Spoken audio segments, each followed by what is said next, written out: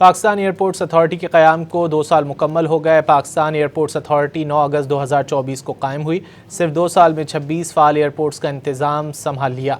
सालाना 2 करोड़ 20 लाख से ज़ायद मुसाफिरों को सहूलियात फराहम की जा रही हैं। मज़ीद जानेंगे डॉन न्यूज़ के नुमाइंदे सैयद वसीम से। सैयद वसीम, बताइए। जी बिल्कुल, पाकिस्तान एयरपोर्ट अथॉरिटी के क़याम को 2 साल मुकम्मल। तरक्की, तामीर और तब्दीली का सफर जारी है। पाकिस्तान एयरपोर्ट अथॉरिटी 9 अगस्त 2024 को कायम हुई।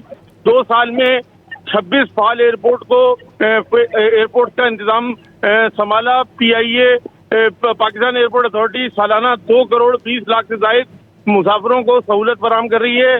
पाकिस्तान को 37 बैनुल अक़वामी और 24 अंदरूनी मुल्क मुकामात से फ़ज़ाई राब्ते हासिल हैं।